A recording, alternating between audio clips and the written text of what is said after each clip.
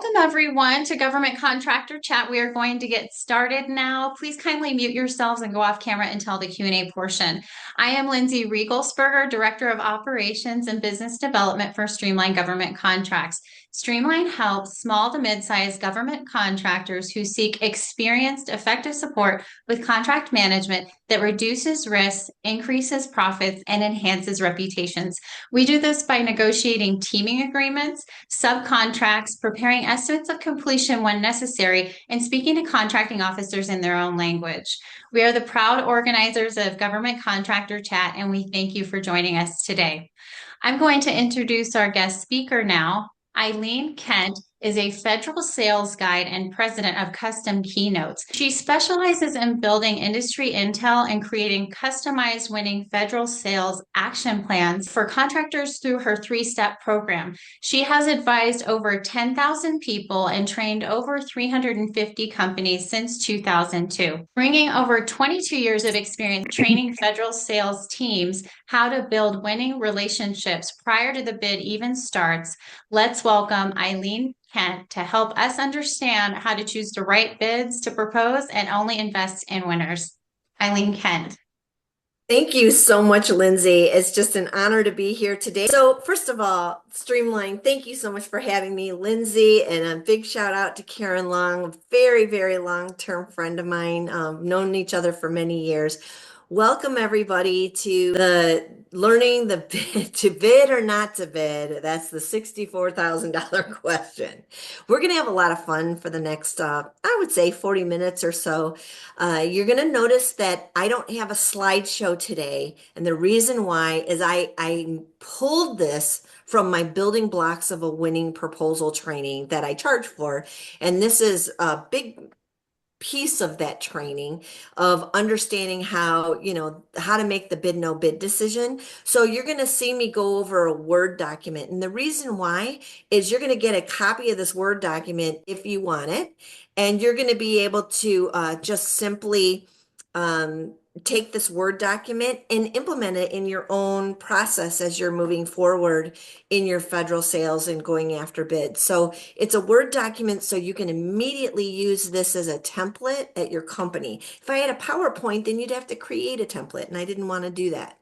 So I'm going to walk through this template and talk to you a little bit about the bid no bid process and how we need to prepare for it and what kind of resources we need for it, and some thoughts about what's really happening so that we're only writing winners. And I'm going to say this multiple times. My goal for you is to only write winners. And that's hard to hear because it's like, what do you mean only write winners? That's impossible. I can't guarantee, none of us can guarantee what the government's going to do. That's right. But you're going to raise your chances and only write proposals that make the most sense for you. And my hope is at the end of this meeting is that you have some questions that you challenge me with. So we're going to go through this this document, and I'm going to be talking about and telling stories. But please write down your questions, and we'll have a Q&A at the end. Hopefully a really heated discussion about this bid process and whether or not to do it. So the first thing I wanted to do is, I'm the federal sales guide, and here's how you can find me, but I'm just going to scroll down a little bit. And I know this isn't pretty, but I want you to consider these items before you bid on anything. Many times people they go to Sam and they pull down a bid and they go, this is perfect for us. The owner says, this is a must win for us. Or if we don't bid on this, we'll never win. It's kind of like playing the lotto. If we don't play, we don't win. And I want you to just stop the madness. I want you to sit down, and I'm talking to my proposal managers. Now, this might be your own company, and you're going to be talking to yourself in the mirror. So I understand that some of you are going to be just speaking to yourselves, but in some cases, I have proposal managers in here that the owners and management are putting all this pressure on them. Why aren't we bidding on this? And why aren't we bidding on that? So we need to kind of stop. And this is the perfect time to do it, Q1 of a new federal year, to be able to kind of reassess why we're even bidding and how much money we're spending on every single bid effort. So the first thing I want you to start thinking about is if you're going to go after a public bid that's out on SAM, And let's say, for example, it's something it's a huge contract opportunity. You're going to have to bring a number of experts in, maybe two, three, or four people.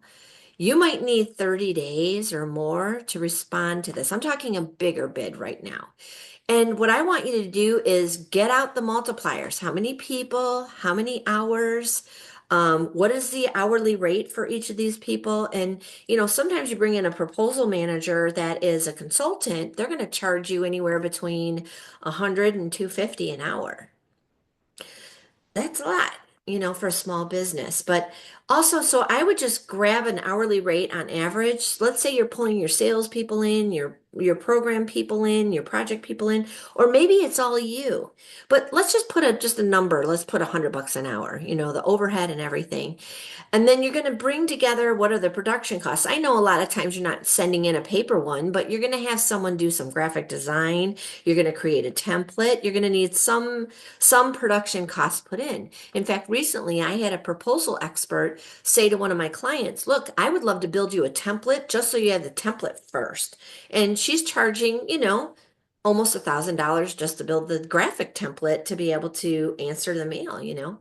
So what are the production costs and the graphics involved? So the actual direct proposal investment is going to be the hours of your people, the production costs, add it all together with your proposal investment. Now, let's add in the time that you weren't selling because you were writing this proposal.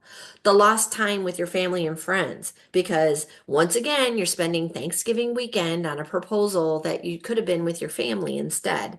What about travel, meals, out of town members that are working late on site? What is the price of completely demoralizing your team because you're writing loser after loser after loser? What is this costing your company? So I need you to start thinking about what is it costing your company to lose a proposal. So let me just give you an average. If you were to take four people for 30 days to work on a proposal, 8 hours a day, we're talking $65,000. I know that sounds shocking, but even a request for information can take 10, 12 hours at $100 an hour. It adds up. So I want you to think about how much it costs for you to write a proposal and what's it going to cost your company if you lose this deal. Now, I want you to also compare what it is for a large public bid versus what it would cost if you were just simply responding to, let's say, for example, a GSA schedule e-buy task order. Maybe you already have a contract vehicle, your pricing has already been approved, they already approved you as a vendor, but they need three bids from three vendors. Maybe the bid opportunity is shorter, it's only 25 pages instead of 250 pages. Put that together. Compare what it's costing in past bids that you've lost. How much did it cost your company to write those losers? You need to put this information together, especially since you just came out of Q4.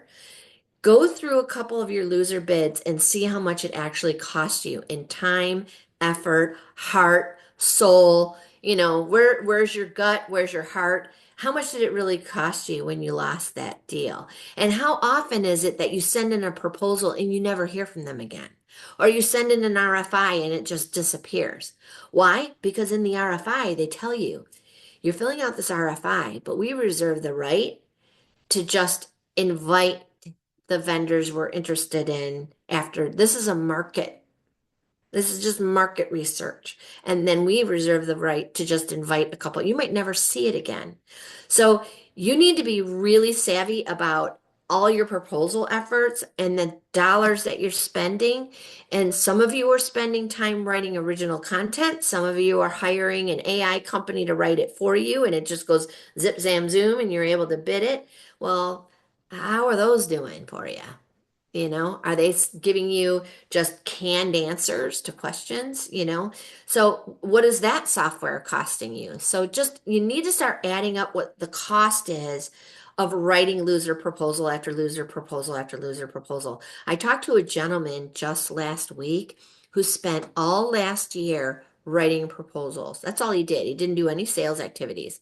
He wrote 65 proposals, and I think he won one and he barely made a dime on it, and he's still waiting for payment. You can't do that to yourself anymore. And then what I did is I added up the year and the time he took it. It was like millions of dollars that we added up in time and energy of writing all these loser proposals. We need to get you in a position where you're only writing winners. So a good way to do that is bring your key decision makers on your team together. Again, if you're the only person in your company, I'm gonna say that you're these different people within your company. Sales needs to present along with the project manager. If I were an owner and we were looking at bidding on something, I would say to sales and project management, why should we bid on this? And if sales is saying go, go, go, and project management's like, I don't think we can do this. We don't have the capabilities. I don't know the customer. I don't know the language. We've never been there before. If I saw them juxtaposed like that, I'm already at no go because our technical is going to be terrible. Now, if I have salespeople that come forward and say, I have the story and I took the project manager out, we have our project manager and our proposal manager, our salesperson and our project manager together, if they're both coming to us saying, we both sat down with the client, where the client knows what we want, we have had a conversation, we know what they told us they wanted, we've got a budget for what they want, they're together telling us this is ours. If they have met with the client and they know the situation and they know how to go after this, that's where you have your sales and project manager together on the same team talking and presenting this to you. We're in a better position. Okay. You also need the proposal manager there because the proposal manager is figuring out whether we have a really good story to tell. Because if we don't have a story to tell and we don't know the customer, our proposal manager is going to also have a good take on whether or not this is a good idea. The owner or manager needs to be on this conversation because we need to lay out a budget for them on what it's going to take to write this proposal. So if we say to them, okay, we need 4 people for a month to respond to this, it's going to cost our company $64,000. Now the owner is going to go, hold on a minute. We need to have a conversation. So we need to bring the key decision makers together for this. All right. So scrolling down, just some thoughts about the bid no bid decision. So what I'm about to present to you is a series of questions and a template that you and the team can fill out together to see if you're in a good position of a go. So the first question I like to ask is, okay, who came up with the opportunity? Now, if my salesperson comes forward and says, I was out in the field and I was talking to the client and they said this was coming down the pipeline on GSA and they've already had me put some numbers together for them and an idea of what the situation is.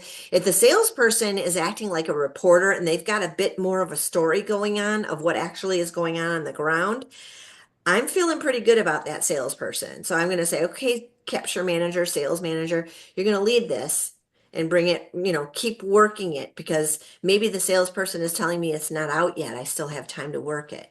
Now, maybe you have a project manager that's on site and on another project.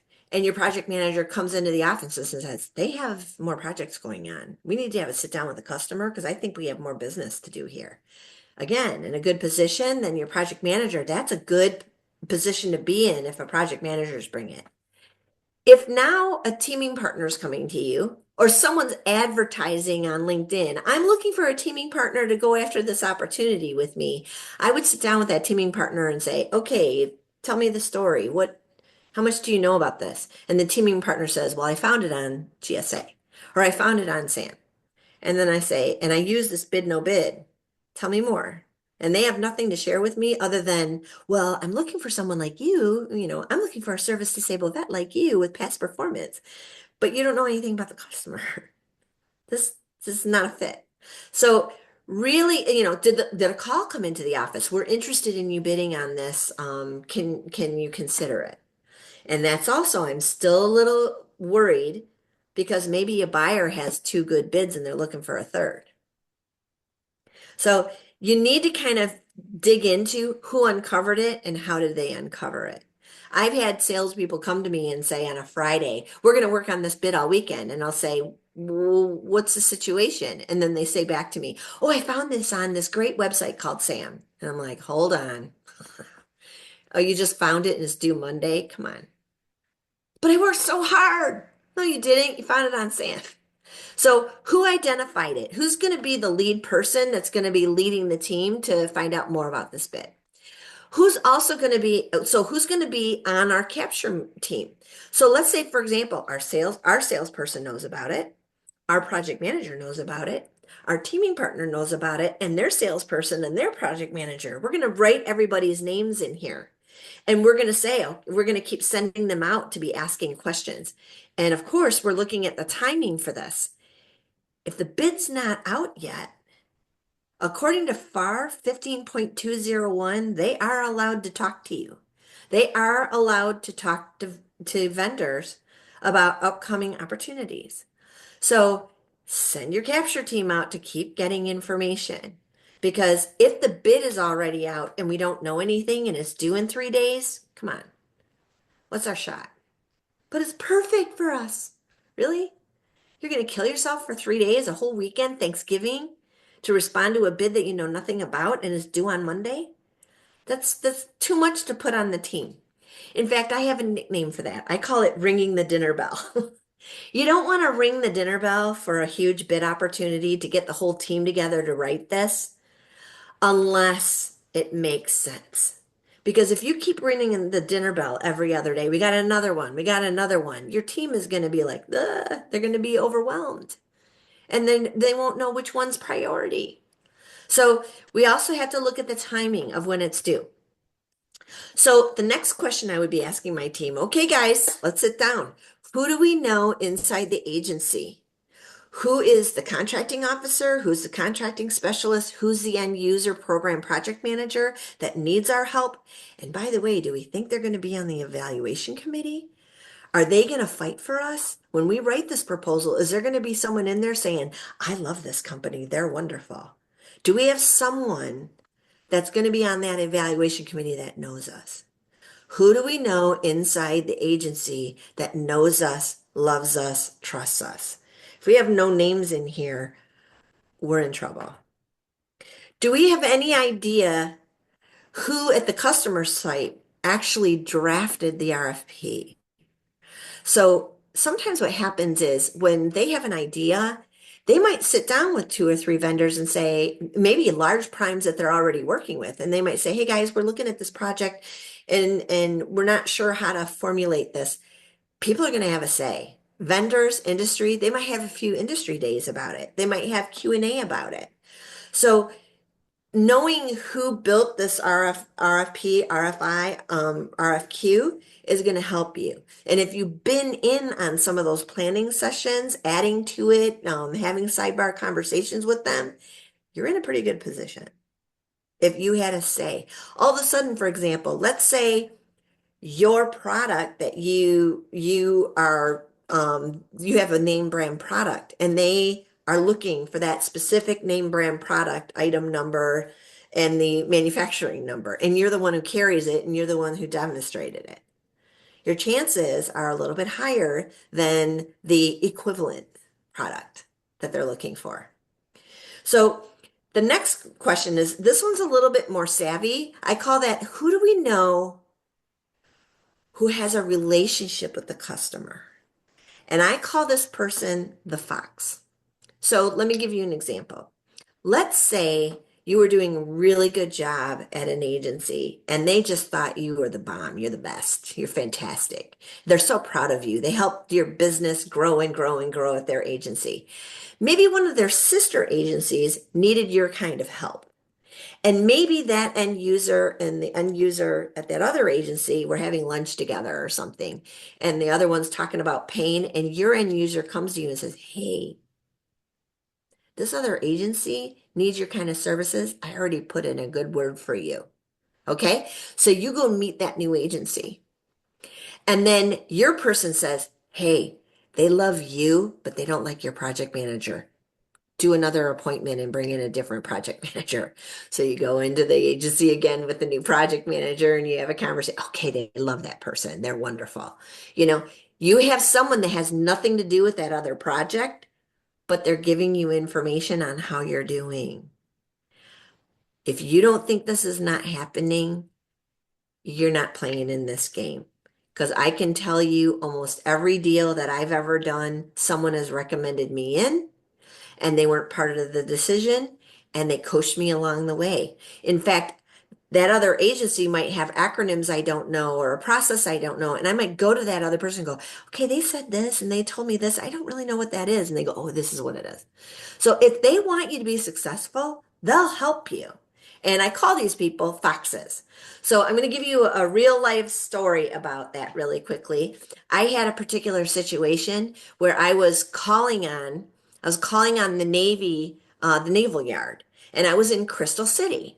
And I would go to Crystal City every single week and I would travel there, I'd stay there. And what happens with contractors is you end up running into each other all the time at the restaurants and the bars and stuff. You just do. So you make friends when you're there, especially when you're there weekly.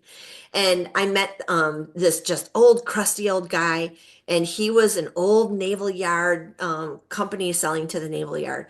And he's like, "What do you do?" And I told him what I did, and what do you do? And I sell parts of ships and that kind of thing.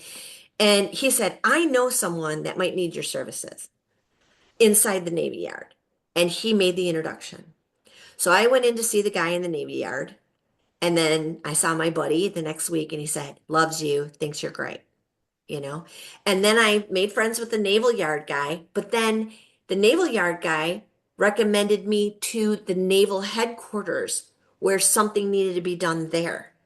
So the Naval Yard guy was my fox, but I had a fox to the fox as well. So you're getting coaching because people want to help you. That's the one thing about once you start to get into this marketplace and you get into the agencies and you show that you have quality and offer and expertise, some of these people might hold your hand into other agencies, especially if you're really good at what you do. So do you have a fox? Do you have someone who can coach you through this that already knows the customer, but they can't make a decision? They're not on the evaluation committee. The next question that you need to ask yourself is there a contract vehicle that they're using for this bid? Are they going to use a GSA schedule? Do you have it? Are they going to use, the VA schedule? Are they going to use a GWAC? Are they going to use an IDIQ? What are they going to use in terms of a contract vehicle? And who are the incumbents that have already been selling to them through those contract vehicles? So who's the incumbent? And you can do your research or the research can be done for you by other people, other experts. That's kind of where I'm in the market. A lot of people come to me to do their research for them to see who the incumbents are at their agencies. There are tools out there. There's Federal Procurement Data System and SAM.gov ad hoc report. And then you can buy subscriptions like GovWin and others. But there are the data is available to find the incumbent, or you might hear who the incumbent is in the field. What contract vehicle are they going to use? And does that customer like the incumbent? Something we need to know. Are they going to put it as an open bid when any company can actually bid, or are they going to actually do some sort of a set aside for that bid? Are they going to, and can you bid on it if it's that set aside?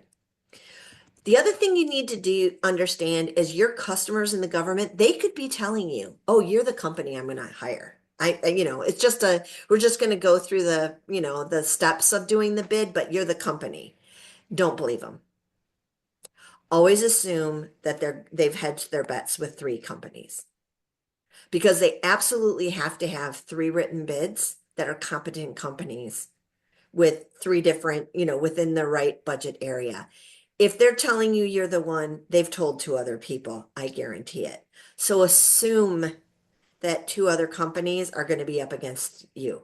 When some people tell me that they have I predict this as a P win to be 80%. And I have a pushback for that because the highest P win you could possibly have is 30% because they need three bids. They're going to talk to 3 vendors. You have a 30% chance if they told you you're the one. Okay. If you were the one, they should have sole sourced it to you. That's when you're at 100%. And if they really wanted to sole source it to you, they could have found a way to justify it as an only source, or they would have asked you to use a small business set aside to do a single source. Because I can tell you, even the primes get sole source contracts all the time worth hundreds of millions of dollars for only one source reasons. So if you 80% P-win, please. It's 30% is the highest number you could have, or 100%. And because they're always going to just assume there's going to be always two others. So my question to you is, who else is coming to the table? Now, maybe the client will tell you, or if you ask them probing questions like, how do you perceive this solution to be solved?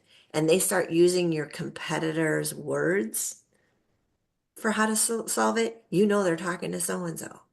So knowing your competition and recognizing their terminology for things, and if it's coming out of your customer's mouth, you know there's other competitors coming to the table. Okay, so the next question is have we actually discussed this requirement with the customer? Was it during training that they offered that's public, that's Q&A and everybody's in on it? Did it spur from a white paper? Did it spur from a demonstration? Did it come from capabilities briefings? So for example, I was helping a roofing company capture roofing opportunities during the American Recovery Act, where they were just redoing buildings all across the federal government. And we were doing capabilities briefings all over GSA Public Building Services. It was called Environmental Solutions in the Roof. And we were doing a training on environmental solutions in the roof. And we were teaching the project managers about green roofs, solar roofs, white roofs, light pipes. So we were teaching them how to make their rooftops sustainable. Because at the time, the president's job said, we're going to go green, solar, or white roof on every rooftop in the government if we can help it. And all the project managers were up in arms like, I don't know if they can handle a green roof, right? So in one of those meetings, I had project managers on a rooftop where we had a showroom on the roof. There's solar over on this part of the roof. There's green over there in this part. And the project managers were looking at all this stuff. And I just happened to overhear one project manager say to the other, we could do this on the Bean Center. And I walked up to him and said, the Bean Center, what's that? And they said, oh, the Emmett Bean Center in Indianapolis is one of the largest rooftops. We're going to be re-roofing that. But boy, it would make sense to turn it into a green proving ground project. Put different solar panels on it and measure which ones are the best. And then after 20 years, we can tell people which solar panels are the best. Well, I sat on top of that deal for a year, you guys. A year. Positioned all my people, and we bid on it, and we won. So these opportunities might come up during some sort of walkthrough, conversation, sidebar comment. So how did we find out about this opportunity when we originally did it? The next piece is called the win theme. And I do a whole class on the win theme, but I'm going to try to cover a little bit of this because this is juicy stuff. What is a win theme? A win theme is the one reason why they're going to pick you. So what does that mean? Well, maybe you sat down with them and they said, for example, you have a particular project manager that has a certain subject matter expertise that's better than anybody else in the industry. They have their PhD, and maybe their project manager knows your project manager. And let's say your project manager's name is Joe. They might say, if you come to the table with this bid, we want Joe. We want Joe on the job. What's your win theme? Joe.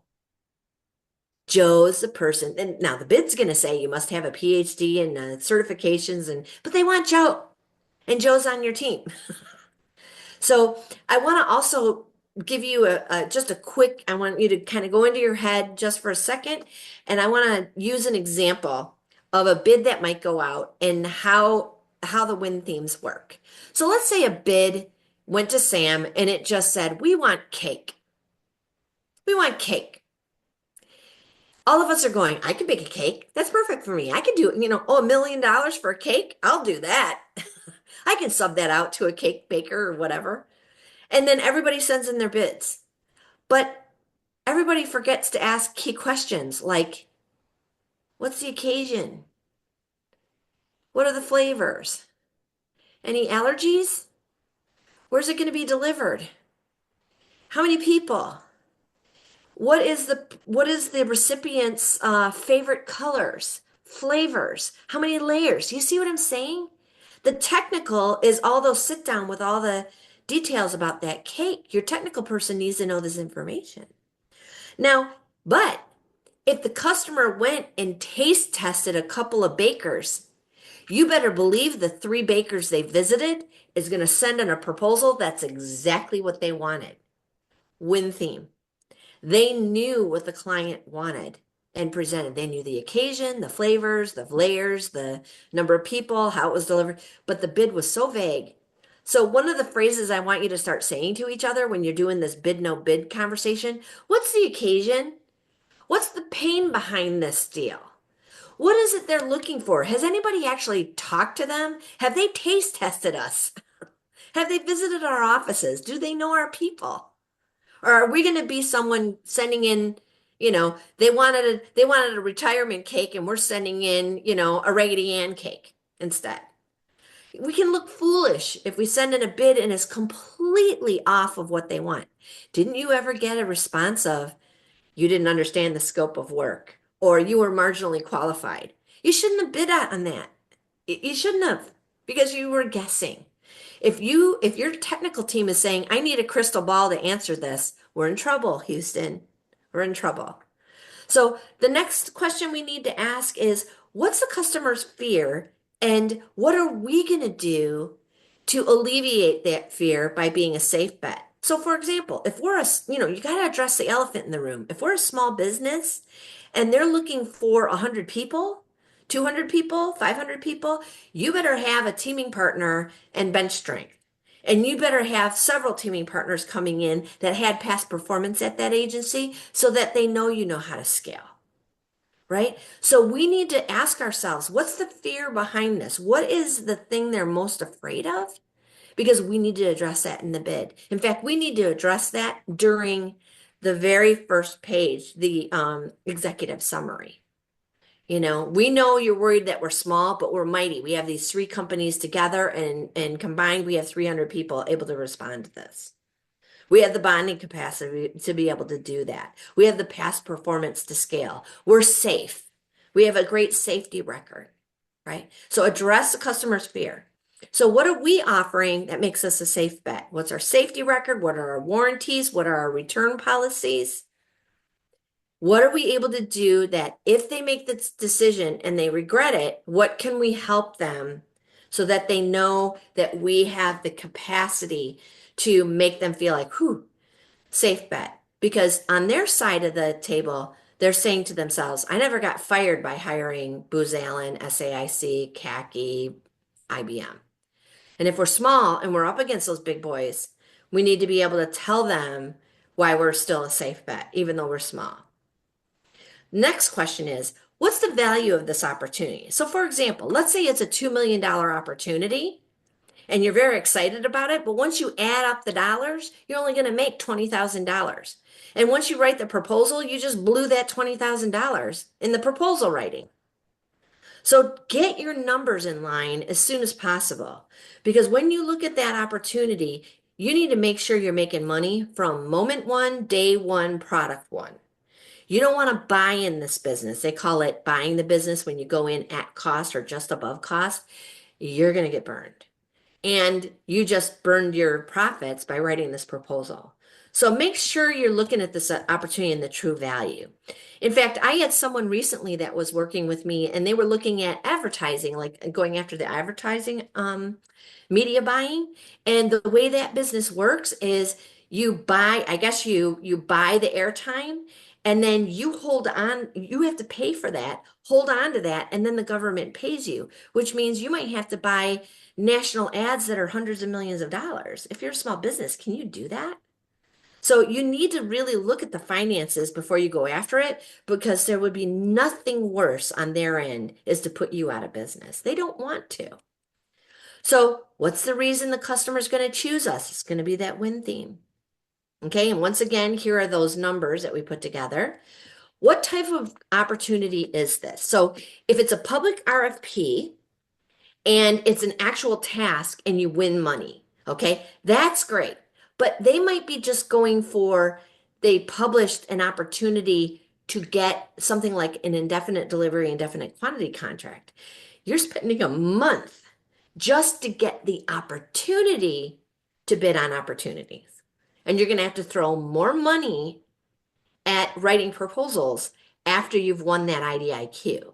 You're going to have to hire salespeople to go after those opportunities if you win an IDIQ. So what kind of an actual opportunity? Because some people look at these deals like a GWAC. Oh, it's $50 billion. I have access to 50 billion. No, you don't. You just won a bridge, a contract bridge. Now you have to go after every task and compete with everybody else through relationships and proposals. So you're going to have to throw more money at further task order proposals. So what are you actually bidding on and what's the real opportunity here? Also, what is the budget for this? Now they might publish, oh, the budget on this project is $1 to $5 million, but you actually sat down with this client, you know their budget's 3 million, and you're going to come in at 2.6. You see, it's so vague on the bid. Nobody else knows where to land. Your competition's going to put in 4,999,999 because it's just up to 5, but you're coming in at 260, 2.6, and you win. So you need to know exactly what their budget is from their mouth, not just online. And then, of course, we're going to take our rose-colored glasses off, put them on the desk, and we're going to go through this list again together and answer it truthfully. Because the wishful thinking, but it's perfect for us, or we have to. It's our client. Are you willing to throw $65,000 at something every single time? That adds up so much. So I would rather you invest your time, energy, and investments on sales activities and relationship building, and then only write proposals where you can answer all these questions and you already have the budget ready to go. You know you're going to make money and you're going to move forward. So here we are at the end of my little presentation, and I just wanted to leave this up here for now. And this is the opportunity to be able to ask some questions about the bid no bid decision. Lindsay, I'm going to throw it back at you and see if there's any questions out there. Okay, sounds good, Eileen. Yes, please do drop any questions in the chat. One of the hardest things I hear from proposal professionals is when management would like to jump in on this last minute bid that looks less than stellar. How should the proposal professionals handle this situation? Great question. I would put the budget together on how much it would cost to actually do this. And the challenge is, and I can tell you, I just want to give you my heart for a second because I know the pressure owners put on us. In fact, I've got a quick story for this, Lindsay. If you don't mind, I'm going to tell it. I was training a group. I can't believe it. They brought me in for building blocks of a winning proposal for one large prime with 200 people. This one large prime. 200 people of salespeople, project managers, and proposal writers. They had 24 proposal writers on their team. That's how big, that's what we're up against, us littles, right?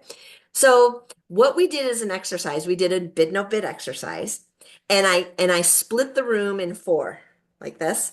And what I did is I made all the proposal managers go to the front of the room, and I gave all 4 of the groups a scenario or a bid to go after. And they had to actually propose this. Like they had to pitch to the proposal writers why that team wanted to go after that bid. And they needed to sell the fact, hey, proposal writers, we want you to write this bid, right? So each team proposed to the proposal writers. Now the owner loomed. Like the person that was chosen amongst the group had to get up and do the pitch. The owner loomed over their shoulder, like, you're not going to say no, proposal managers. You're not going to Oh, say no to no. any of these people. You're not. And so he loomed and he's like, you're not going to say no to any of these. They're going after all of them. And like one of the scenarios was such a loser. It was such a loser, loser, loser. So what I did is I said, okay, then if you have 24 proposal writers, then you're going to put like one was a major winner. We put half the team on that one. And then we started splitting up the team based on what we thought our win rate might be. So what I would say is if you have someone coming at you and you have nothing else to do, and it's still a loser and they're insisting, I go through, listen, this is how much it's going to cost us to do this. We're going to be working on it for 2 weeks. Anything else that comes in, we're not going to be able to do. Just saying. You start to weigh and explain to them. That's why doing this exercise with your owners of showing them how much it's cost for you to write losers in the past and why taking 20, 30 minutes on the bid no bid decision together makes them understand, oh, we shouldn't bid on this. That doesn't make any sense. Let's go through the scenario. Now, I have had salespeople come to me and say, we have to bid on this. And I'll say, well, it's due on Monday and it's Friday at 3. My proposal managers are all laughing because we've all been there. And you want me to cancel all my plans for the weekend to do this for you. Let's take 20 minutes and go through the bid no bid. And then the salesperson says, I don't have time for that. Well, guess what? I don't have time for your bid because you're going to need this information for the bid anyway. And if they have no story, you have no bid. So this tool, my goal for you is this tool is now, it's not something that you're holding up to push them back. You put it up on the screen, have a Zoom meeting and say, let's fill this out together. Let's figure out if this really makes sense or not. Sometimes you're going to write a loser because the client asked you to write a loser. Have you ever had that happen? This is where it gets wonky and interesting. I had a client come to me and say, we really want to work with you, Eileen. It was the roofing company I was working with. She said, I need you. She said, we really want to work with you. I have a deal up in Fargo. I have a deal up in Duluth, and I have one downtown Minneapolis. I need you to come to all three. Basically, what she was saying is, I have no roofers up there, and I really need 3 bids. And so I sent the first bid in to Fargo, and I lost. She redlined it. She beat me up. I lost that one. The one in Duluth came up, lost that one. She redlined it. She beat me up. But the one downtown Minneapolis, which was worth 4 times the two put together, I won that one. So what happened was she needed a bid for the file, but she was also coaching me on things to work on for her protocols.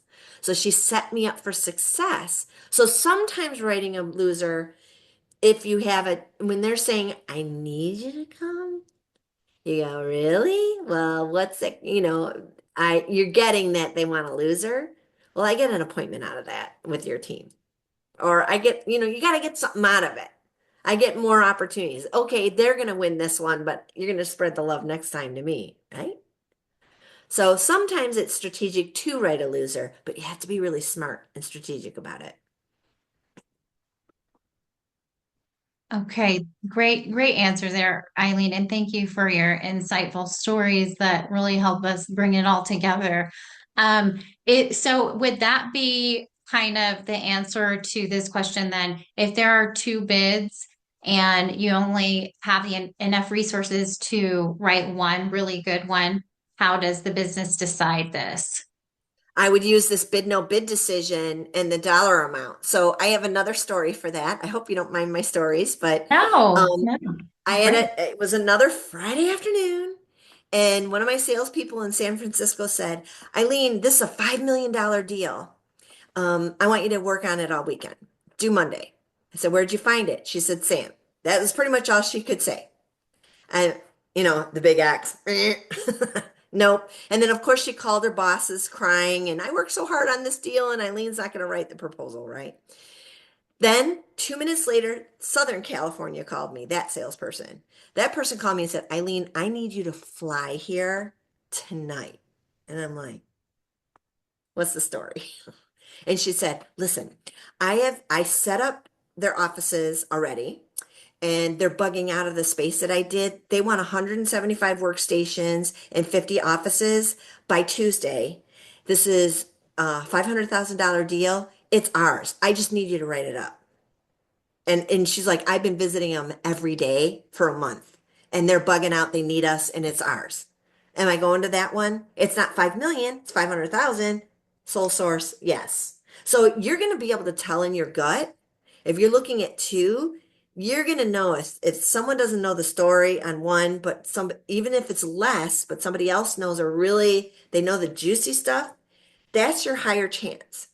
But remember, your highest win rate is 30% because they are going to talk to two others unless they sole source it to you. And you know they're sole sourcing it to you. Okay, understood. From Stephen, we have a question coming in. What are the best recommended in-person and online places for networking with and getting to know other organizations, contracting officers, etc.? Oh, great. Great question. I hate to say it, but it depends. That's where typically there would be a little bit more detailed training that if I were to work with you, it depends on your business. So, for example, this last week, the Society of American Military Engineers was in New Orleans. They were down there, and all the end users, all the facility managers go to those Society of American Military Engineer events. So if you were selling to facilities, I would have recommended that's the show. And then they do another one called JETC JETSI. They do that with all their technical people. There's 2 shows a year. Sammy would be your group. So it just depends on the type of business that you're in, Stephen, on what associations to be part of. If you were part of something like the National Contract Management Association or AVSIA or NAVSIA, those are made up of contractors, not necessarily that many end users in your business. So if you're going to spend money on an association, I want you to spend money on an association where the program and project managers that are technical in your business are going to be hanging out. That's where I want you to hang out. So hopefully that helps you a little bit. Yeah, that sounds great, Eileen. Okay, and if companies are not writing bids, what should they be doing instead? All right, now we're talking. Yes. My favorite part, selling. You got to be selling. And I that's my sweet spot. I've trained many people in federal sales, and the way you approach this market is you first just need to understand the game, understand who your customers are and what contract vehicles, like I said, GSA or GWAC, you need to understand that terminology first. Then you need somebody to do a deep dive analysis of contracts to see what agencies buy what you sell. Once you are able to identify who buys what you sell, nothing worse than calling on an agency that doesn't buy what you sell. They're frustrated too because they can't tell you that. So, a deep dive analysis of past contract data will save you a year. And once you are able to identify where the traffic is, where your most work is being done, then you focus all your sales and marketing and opportunities to go and talk to those people. I build federal sales action plans specifically around the agencies that we've decided to go after. So for example, if you are in the medical IT realm, the VA is going to come up. It just is because that's obvious. You're medical and you're IT, and there's, thousands of VA locations that are tied into their IT systems. There's one location in the country that manages contracts for IT. So the data would point us to that, and we'd build a federal sales action plan around that. If you were in construction and you were in a territory, like let's say you were in California and you're in construction or facilities, we might just have you call on the region of public building services in your backyard, only the 4 or 5 states of your region, because that's your reach. Why would you come to DC after bids? You want to stick with your region. So depending on your business, the idea here is to do your homework on figuring out who buys what you sell, getting training on what to say and what to do, and having a federal sales action plan. That's what I do one-on-one with companies. And the idea here is to stop writing loser proposal after loser proposal after loser proposal. And it's time to start building relationships with the key decision makers and the primes that are there, because maybe you need to sub with them for a little while. It just depends on your business. But we need to do sales activities. I have an old saying, oh, we're going to write this bid to put our foot in the door. And my saying is get on a Southwest flight and stick your foot in their door. Nobody else is. Everybody else is too chicken to pick up the phone. So I say you be brave, get out there and get in front of people. Excellent. I love that. And we do not have any Southwest Airlines sponsors. Oh, okay. No, I was just teasing, Eileen. Okay, Yeah. that was excellent. Anybody else want to come online or any questions in the chat? I'll just give it a minute here. And while I'm doing that, Eileen, any last closing thoughts before I talk about upcoming guest speakers? Yeah, absolutely. My goal for you is if you don't write one bid, you walk away from one bid, you might have saved your company 10, 20, 30 grand in time, effort, frustration, heartbreak. That's where you could spend that money on the three-step program, what I do to get you on the right track. So my goal is that if you have, let's say everybody in this call all walked away from one vid, the the GDP just went up because of that. So stop papering with loser bids. It's gonna hurt you and it's heartbreaking. And that's my goal, is less loser bids, right? Only winners. So if you can walk away with that, and we're gonna take the recording from this and put it at the link in this template, and I'm going to give it to Lindsay to be able to give it to you, or you can reach out to me and you'll have this template with this recording in that hot link where I've put the yellow there. So I just want to thank you for having me and giving me a chance in a forum, because I'm super passionate about only writing winners and keeping you from wasting your heart and soul on writing proposals late at night. I want you to be with your families on Thanksgiving, unless you and the client are sure that this opportunity, you are the bidder for this opportunity, then spend Thanksgiving writing it. Otherwise, let it go. Let it go. Be empowered to say no. Absolutely. Thank you, Eileen. That was Thank excellent. you. We're so lucky to have you. Really appreciate your Thank you. time and depth of knowledge. Our Government Contractor Chat complimentary Zoom webinar series will be the third Wednesday of each month, excluding holidays, from 12 p.m. to 1 p.m. Eastern Time. We will be taking the month of December off and resuming our regular schedule in January. Wednesday, January 15th, we will have Diane Menser, Business Operations and COO Advisor at Diane Integrates, presenting Want Top Past Performance Scores. Start today. Wednesday, February 19th, we will have Rebecca Link, Solutions Strategist for GovCon Powerhouse Steampunk, presenting You Have Been Down Selected. What should you know about the orals presentation?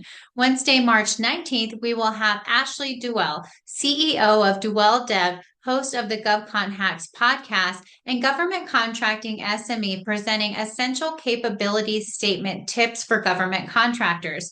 To register for these webinars, you can scan the QR code on the screen now. Thank you for your time today. We'll see you in January.